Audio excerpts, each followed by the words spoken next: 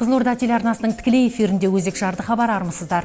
Студиямыздың бүгінгі қонағымен таныс болыңыздар. Облыс бойынша мемлекеттік қызмет істері департаментінің басшысы, әдеп жөніндегі кеңес төрағасы Нұрман Талханбаев. Қадірменді көрермен, біз әдеттегідей тікелей эфирде жұмыс жасап отырмыз. Сондықтан студия қонағына қояр сауалдарыңыз болса, дәл қазірден бастап бізбен байланысқа шыға аласыздар. Тікелей эфир телефоны 27 90 20, қала коды 72 42. Және экранның төменгі жағында WhatsApp нөмірі де көрсетулі. Сондықтан сауалдарыңыз болса, жолдауларыңызға болады. Нұрман Бақбергенұлы, студиямыз қош келдіңіз. Бүгінгі мемлекеттік қызметшілердің кәсіби мерекесі құтты болсын. Абыройлы болыңыздар. Жалпы бұл мереке негізінен осы мемлекеттік қызметшілердің беделін көтеріп, бұқара халықтың мемлекеттік қызметке деген сенімін арттыруды көздейтіні белгілі. Енді осы ретте бүгін өзіңізбен осы мемлекеттік қызметтің құрылу тарихына шолу жасауда бір реті келіп тұрған сияқты.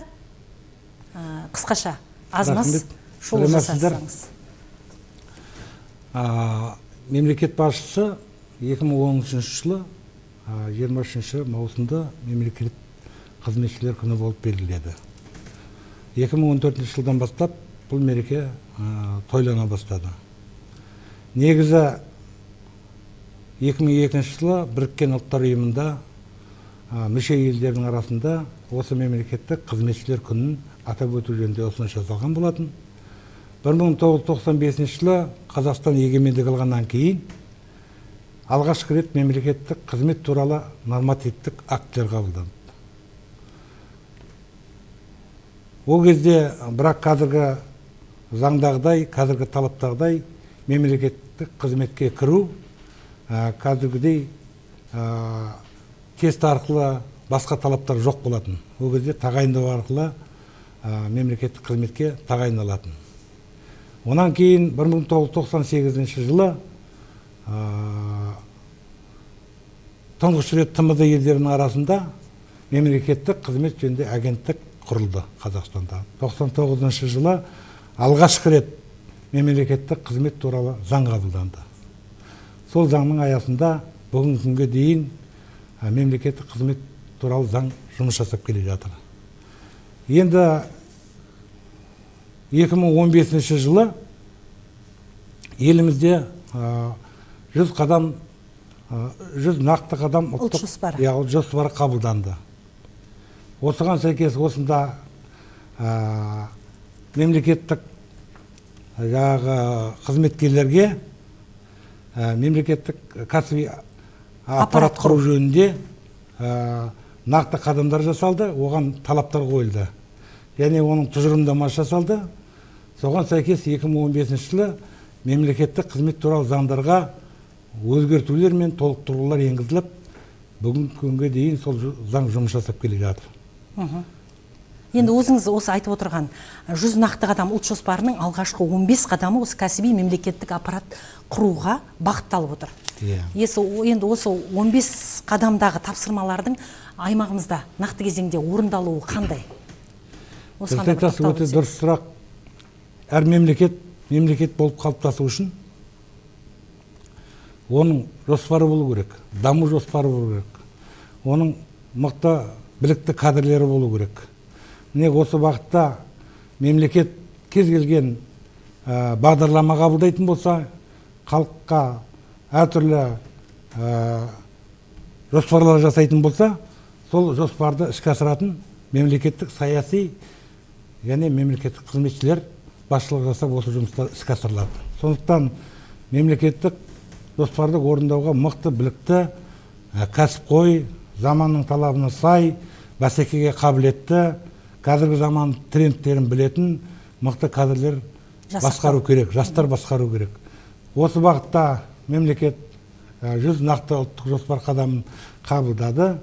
Осыған сәйкес бүгінгі күнге бұл жоспар жұмыс жасап жатыр. Оның 100 нақты қадамда мемлекеттік қызметшілердің жұмысқа қабылдаудан бастап сыбайлас жемқорлықтың алдын алу, мемлекеттік қызметшілердің этикалық кодексін қабылдау, мемлекеттік қызметшілердің жалақысын өсіру, мемлекеттік қызметшілерге тұрғын үймен қамтамасыз ету, мемлекеттік қызметшілердің сатылап өсуін, тағы басқа талаптарын нақтылап тұжырымдама жасап, талаптар қойылды. Бүгінгі күнге сол 100 нақты қадамның талаптары орындалу үстінде. Оны облысымызда орындалу, атқарылуын негізгі біздің департамент басшылыққа алып сонымен жұмыс жасайды. Қазір енді өзіңіз білесіз, қазақ елінің алдында үлкен мақсат міндет тұр. Ол әлемдегі дамыған 30 елдің қатарынан көріну. Енді бұл өз кезегінде осы мемлекеттік қызметтің сапасын жаңа деңгейге көтеруді, мемлекеттік қызметшілердің біліктілігі жоғары деңгейде болуын көздейді.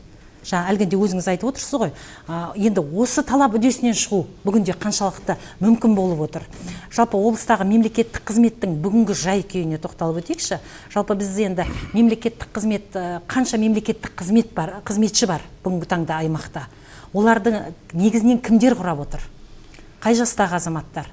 Оның ішінде нәзік жандар бар, жаңағы жастар, солардың мөлшерін.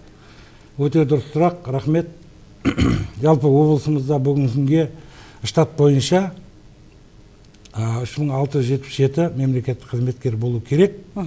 Нақты 3564 мемлекеттік қызметші бар. Бүгінгі жұмысты жасап жатқан.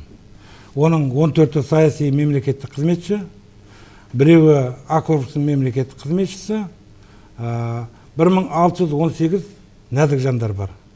Яғни бүкіл мемлекеттік қызметшілердің 45%. Бұл республикада қазір 46-50% шамасында. Бізде сәл аздау бұл пайызы көрсеткіш. Дегенмен де өте көп алшақтығы жоқ.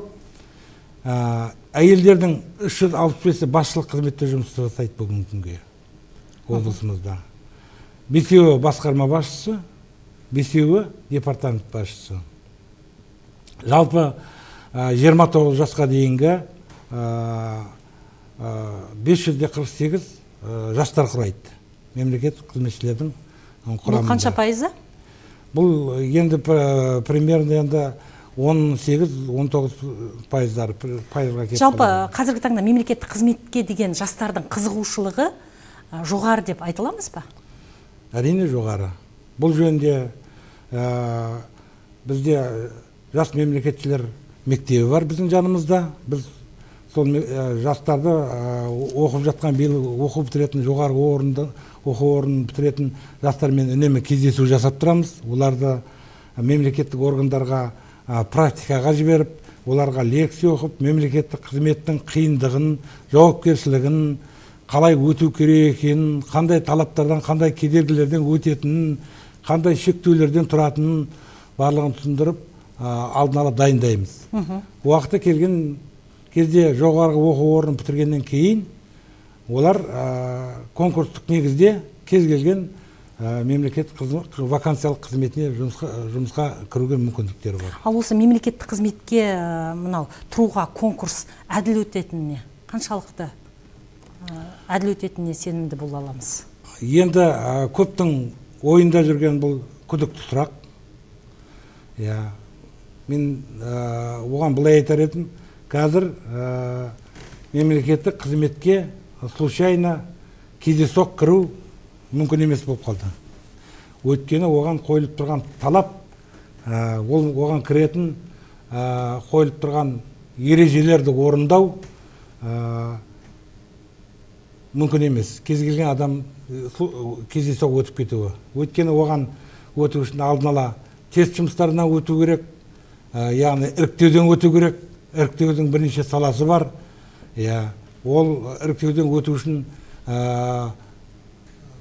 дайындалған заңдар бар. Заңдардың сұрақтарын білу керек. Ол мемлекеттік жұмысқа тұратын мемлекеттік органға қарамайды тестілейтін орын. Онан кейін мемлекеттік органға барып комиссиядан өтеді. Комиссияның өзінің қоятын талаптары бар. Оның қойылатын бағалары бар. Ол комиссияда бақылаушылар отырады. Кім қалай жауап беріп жатыр, мына үміткер дұрыс па, соған сәйкес келе ма? Сондықтан сол комиссияның шешімінің қорытындысымен ғана ол жұмысқа тағайындауға басшыға, мемлекеттік орган басшысына ұсыныс беріледі. Сондықтан осындай кедергілерден айналып өту мен ойымша қазіргі заманда мүмкін емес. Оны айналып өткенмен де мемлекеттік органда қойылған талаптарды білімсіз, заңдарды білмей атқару мүмкін емес.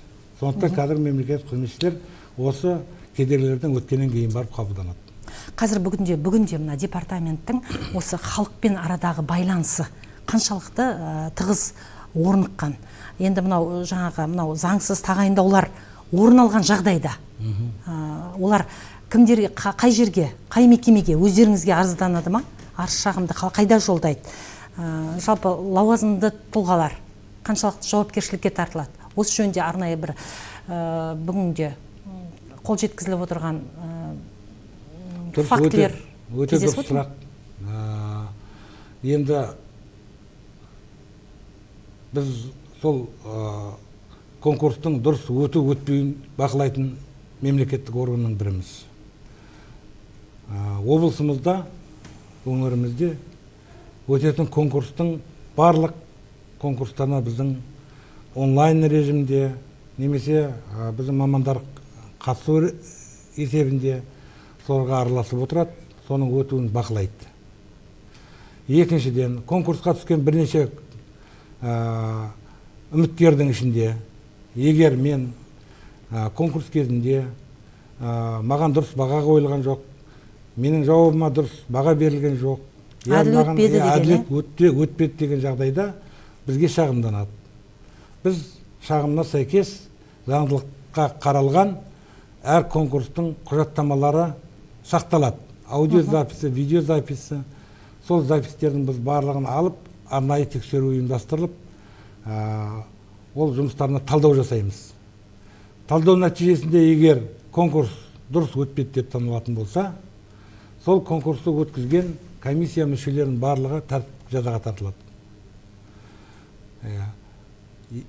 Құқы бұзылған үміткердің құқы қалпына келтіріледі, конкурстың өту протокол жойылады. Жалпы мұндай жағдайлар аймағымызда осы жиі орын алды ма? Жиі орын алды деп айта алмаймын, бірақ кездеседі. Түсінікті. Жалпы енді мемлекеттік осы қызметтің кадрлар мониторинг жайында айтып өтіңізші осы ретте. Негізінен қай сала бойынша қазір осы мемлекеттік қызметке деген сұраныс жоғары? Енді мемлекеттік қызметке көбінесе сала бойынша сұраныс болады ғой. Әркім өзі қандай мамандық таңдайды, сол мамандыққа сәйкес сұраныс болады. Жалпы конкурс бізде бір орынға 2-2,5 адамнан келіп тұр бүгінгі күнге. Қазір мемлекеттік қызметке бізде сұраныс жоғары. Басқа облыстарда бір мемлекеттік қызметке орынға, вакансияға бір адамнан келетін болса, бізде 2-2,5 адамға дейін келіп тұр. Сондықтан мемлекеттік қызметке деген қызығушылық бар, мемлекеттік қызметке деген сенім бар, жұрттың ынта жігері бар, жұмыс істеуге ынталанып тұр деп айтсам да болады бүгінгі күнге. Ал енді мамандыққа байланысты оны талдап, ана мамандық, мына мамандық деп айтудың өзі қазір ертелеу сияқты. Әркім өз қалаған мамандығына байланысты бөлек-бөлек сұраныстар болады.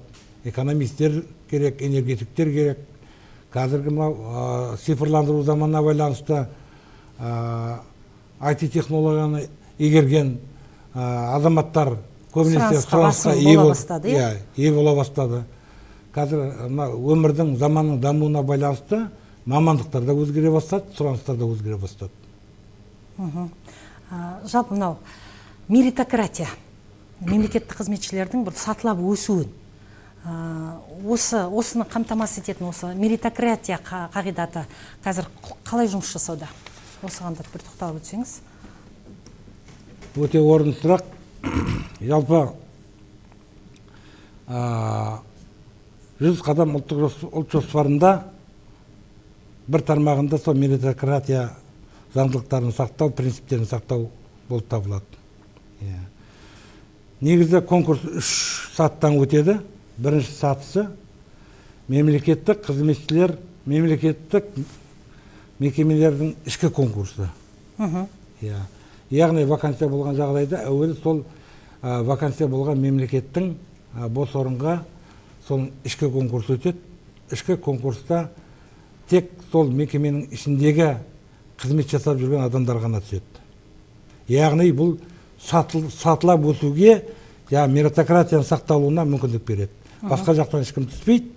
Әуелі сол мемлекеттік орган ішіндегі. Әбден сол мекеменің жаңағы ыстық суығын бірге татып келе жатқан ұжыммен бірге. Соған мүмкіндік беріліп тұр. Соларға сатылап өсуге мүмкіндік береді. 100 нақты қадамда айтылған 3 сатылы деп, соның бірінші сатысында соған мүмкіндік беріліп тұр. Одан егер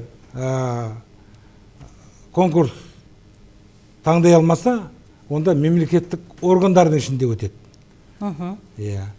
Онан таңдалып болғаннан кейін, онан таңдалмаса, жалпы конкурс өтеді, онда квази мемлекеттік, жеке бос лауазымды орындардан, басқа мемлекеттік органдардан келіп түсуіне болады. Сөйтіп 3 сатымен таңдалады.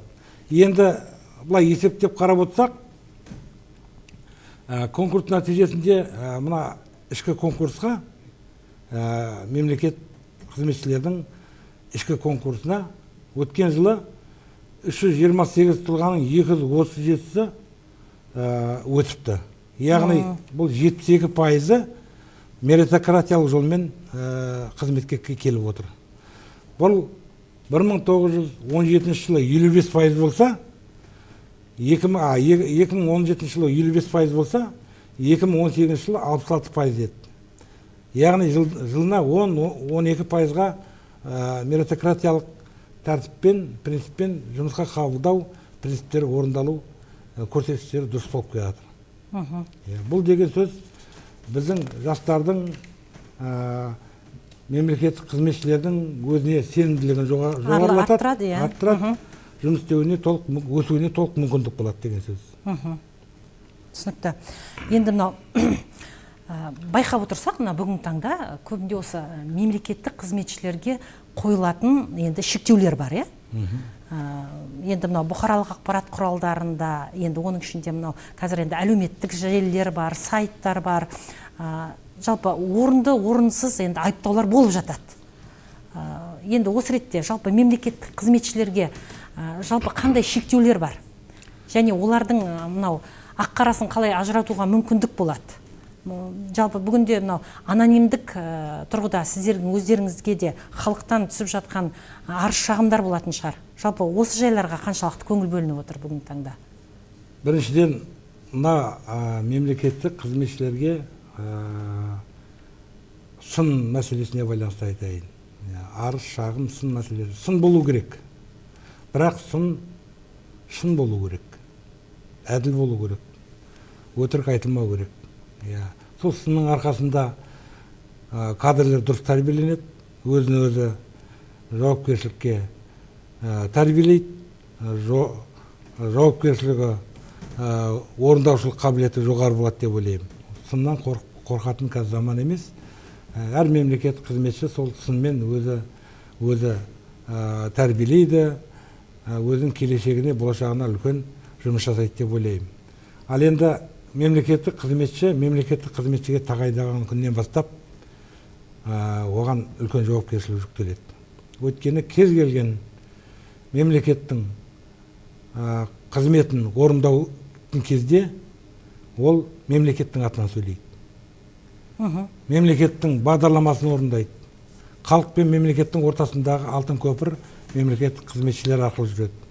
Сондықтан оларға қойылатын талап, олардың жеке басының этикалық нормаларын орындау, жеке бастың тәртібі, жұмысқа кірген күні өзінің жалақысы туралы, дүниясы туралы салық орындарға декларация тапсырады. Бұл сол мемлекеттік органда жүрген уақыттың барында жыл сайын тапсырылып тұрады. Мемлекет мүлкіне, мемлекеттік көлікке, мемлекеттік құрал жабдықтардың бәрін көздің қарашығындай сақтайды, жеке басына пайдалануға тыйым салынады. Өзінің атындағы мүліктердің барлығын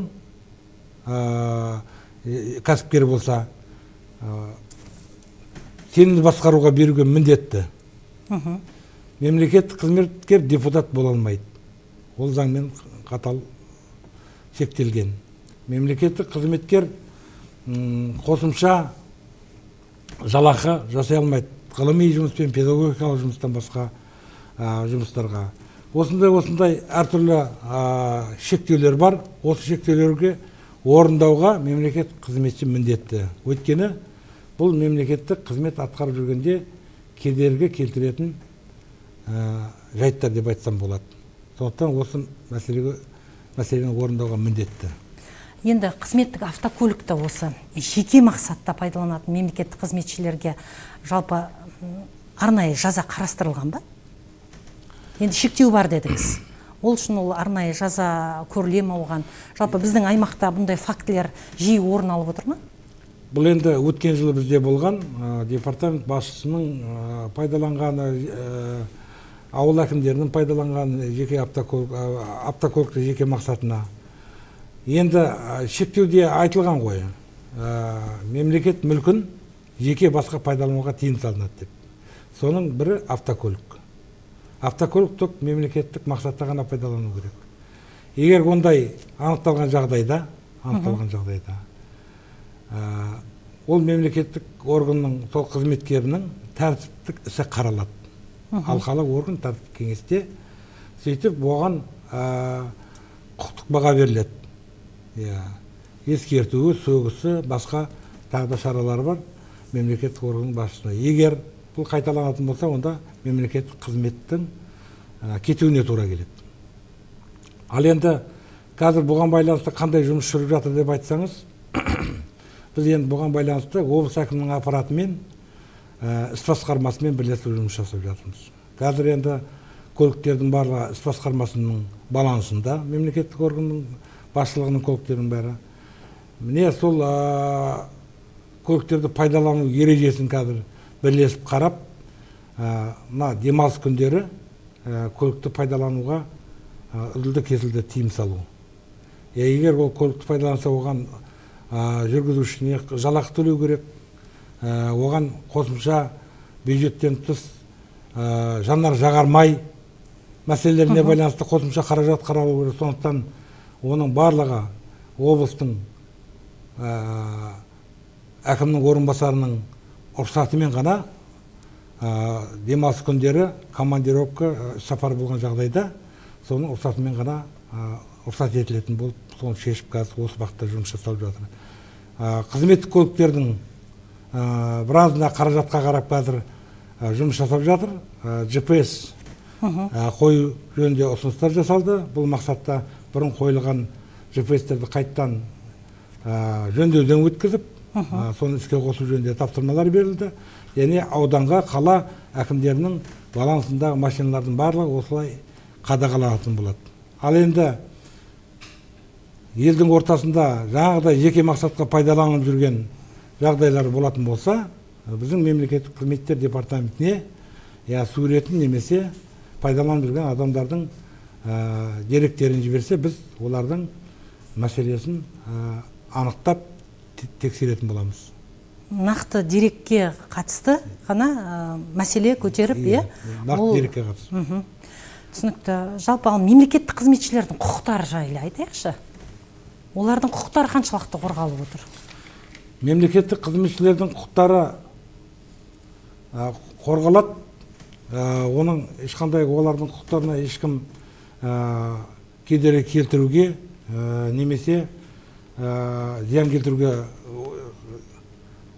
мүмкін емес. Яғни жұмыс уақытынан артық пайдаланып жатса, мемлекеттік қызметші тек қана аптасына күніге 8 сағат қана жұмыс істеуге тиісті.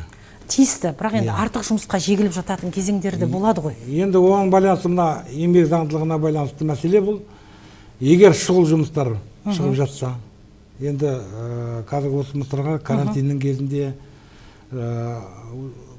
күндіз-түні жұмыс жасап жатқан мемлекеттік қызметшілер бар ғой. Халық демалғанмен ұйымдастыру бекеттері бар, басқалар бар, емдеу орындарында жүрген дәрігерлер бар, ЧС-тің жағдайында жүрген ішкі істер бөлімінің қызметкерлері бар, басқа да қызметкерлер осының басқасында жүр ғой. Ондай жағдайда оның бәрі еңбек заңдылығына реттелу керек. Күніге 2 сағаттан артық, аптасына 12 сағаттан артық, айына 120 сағаттан артық жұмыс істеуге болмайды.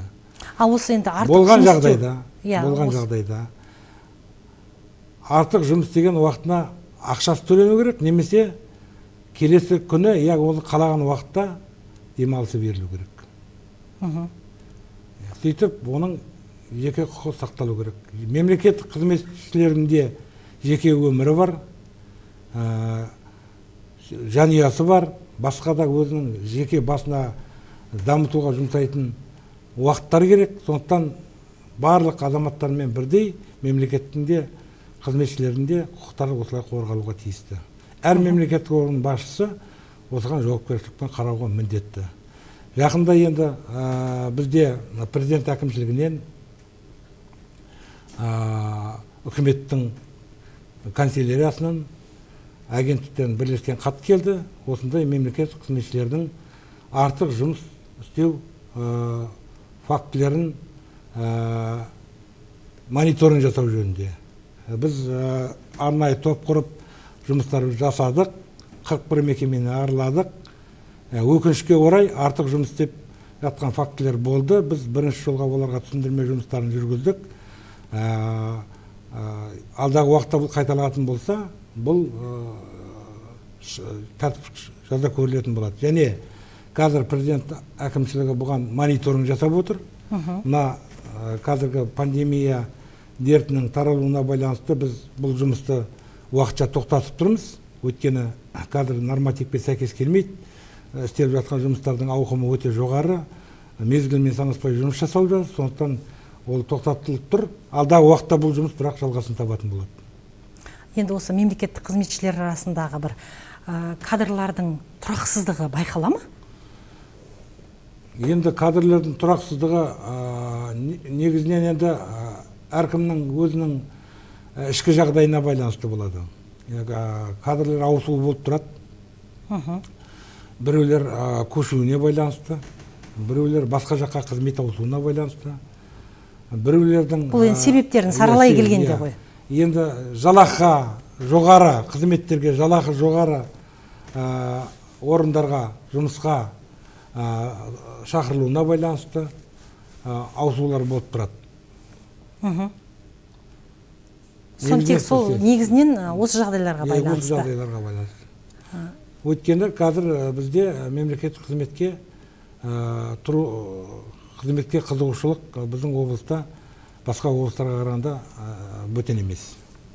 Жалпы мынау қарамағындағы қызметкер осы сыбайлас жемқорлық қылмысын жасаса, мынау мемлекеттік органның бірінші басшысы отставкаға кетуі тиіс. Бізде енді осы норма қаншалықты сақталып келе жатыр? Енді өткен жылы декабрь айында бұл жөнінде мемлекеттік қызметтер заңына өзгеріс енгізілді. Яғни қатаңдатылды. Бірінші мақсаты мына еліміздегі сыбайлас жемқорлықтың алдын алу, сыбайлас жемқорлықты болдыру мақсатында болып жатқан талап. Кез келген мемлекеттік басшының қазіргі осындай қарамағындағы қызметкер сыбайлас жемқорлық тәртібімен жауапқа тартылған жағдайда отставка сұралу міндеттеледі. 10 күн ішінде отставка сұралу керек. Енді министрлерден бастап айтатын болсақ, министр егер өзінің орынбасарлары, жауапты хатшысы, аппарат басшысы жауапқа тартылса, отставка сұрауға міндетті. Министрдің орынбасары өзі басшылық жасайтын саланың қызметкері жауапқа тартылса, сыбайлас жемқорлық бағытында отставка ол да кетеді. Облыс әкімі егер өзінің орынбасары, аппарат басшысы, аудан әкімдері сыбайлас жемқорлық бағытында іс қозғалса, жауапқа тартылса, отставка сұрайды. облыс әкімінің орынбасарлары өзінің саласы бойынша басқарма басшылары жауапқа тартылса, олар да отставкаға кетеді. Аудан әкімі, әкімнің орынбасары, ауыл әкімдері сыбайлас жемқорлық бағытындағы жауапты болса, ол да отставка тұрылады. Ал енді департаменттер, басқармалар жанындағы өзінің қызметкері жауапқа тартылса, олар тәртіптік жазаға тартылады. Негізінен енді осы мемлекеттік қызметкер қандай болу керек? Бүгінгі сұхбатымызды қорытындылай келе, жалпы оның бойында қандай қабілеттер мен қасиеттер болу керек осы жөнінде? Енді мен айтар едім,